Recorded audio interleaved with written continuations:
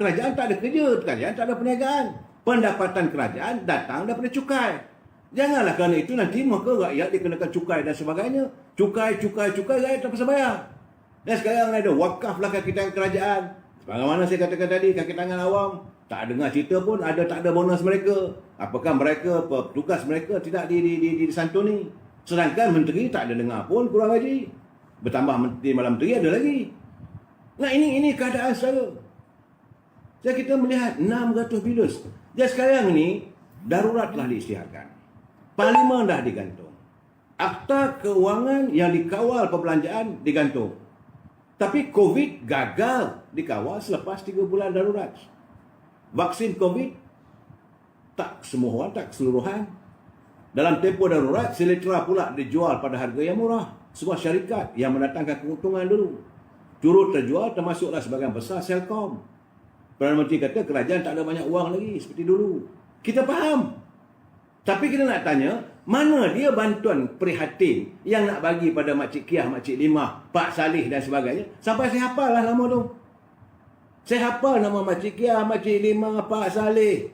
Yang e-healing, anak-anak muda, sedap bagi perutusan. Tapi akhirnya ke mana? Dan kita nak tanya betul lah saudara Khairul Anwar, pinjam dari mana? Sebab kerana sekarang ni, kerajaan juga menyarankan supaya pemotongan gaji daripada kaki tangan awam melalui wakaf. Kononnya untuk membantu ekonomi negara. I cannot brain lah with all this thing. Kerana nisbah hutang kita sekarang ni sudah meningkat pada 62.2% pada akhir tahun 2020. Dan ia sudah cecah had 60 yang dinaikkan dan diluluskan oleh Parlimen. Kalau 62 mana sudah lebih 2%, 2.2%. Dan ini sudah melanggar dengan tata cara keuangan negara. Sebab itu, Parlimen kena bersidang. Jadi, walaupun had telah tercecah, Kerajaan Perikatan Nasional masih membuat pinjaman sebanyak 60, saya dapat 69. Tetapi yang baru ni, saya kiriman daripada saudara UG Rock. UG Rock menghantar pada saya baru sebentar tadi. Dia kata bukan 69 bilion, dia kata. Sudah setakat 20 bulan hari ini, 20 April 2021 naik kepada 73.5 bilion. Brother, bukan sikit ni pinjaman wang ni. Ini saya nak bagi tahu. Januari 2021, 7 Januari pinjam 3.5 bilion. 5 hari selepas itu, 12 Januari pinjam lagi 3 bilion. 3 hari lepas itu, 15 Januari pinjam lagi 4.5 bilion. 19 Januari 2021 pinjam lagi 2 bilion. 3 hari kemudian 22 Januari 4 bilion.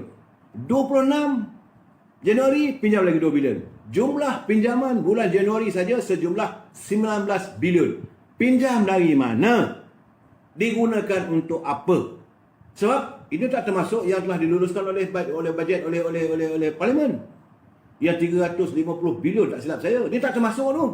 Mengikut pahaman saya lah. Kemudian bulan Februari. 4 Februari pinjam 4.5 bilion. 9 Februari, 5 hari lepas tu pinjam lagi 2 bilion. 19 Februari pinjam lagi 4 bilion. 24 Februari 3.5 bilion. Jumlah untuk Februari saja adalah 14 bilion. Tiap-tiap bulan berhutang. Pinjam dari siapa? Pinjam dari Along ke?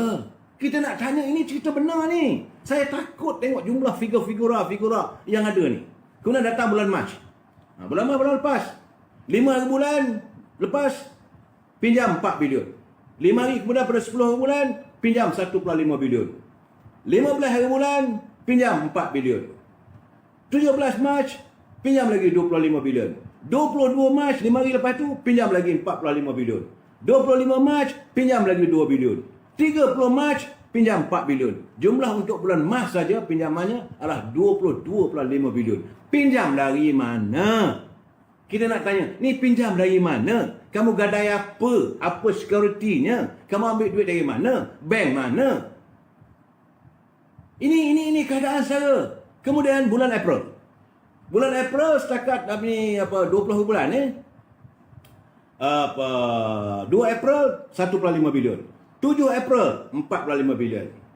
9 April 2 hari lepas tu pinjam lagi 1.5 bilion. 14 April pinjam lagi 4.5 bilion. 16 April 1.5 bilion. Total 13.5 bilion.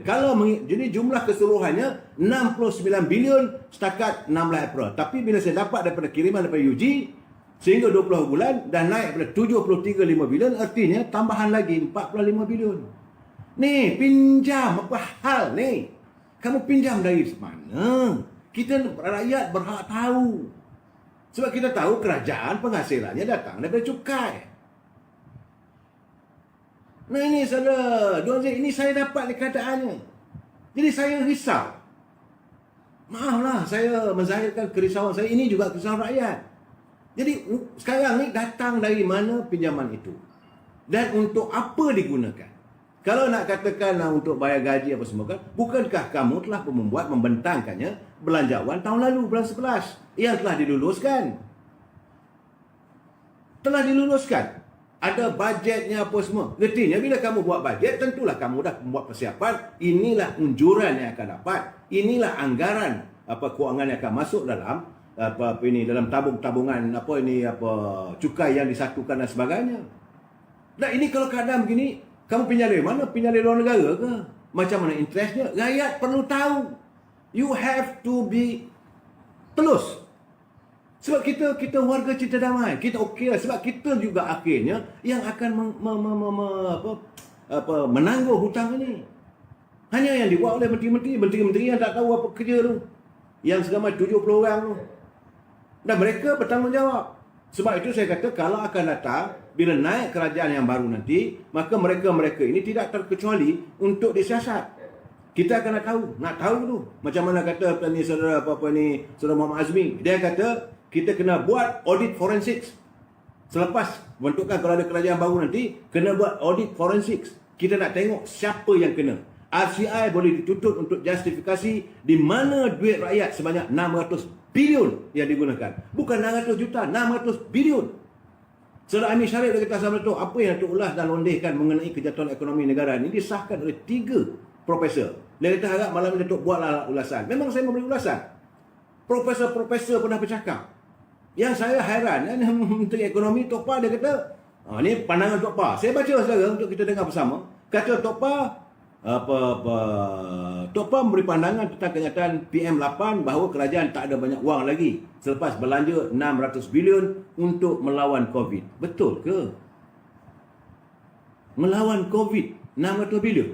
Kenyataan dia betul Tok Pa. Dan nanti Tok Pa saya campak Tok Pa dalam Sungai Kediri nanti. Takkan 600 bilion digunakan hanya untuk melawan COVID. Dia kata Malaysia adalah satu-satunya negara menerima pelaburan asing paling rendah dalam ASEAN. Sedau pun. Sebab itu saya kata, apa yang menteri buat? What have you done?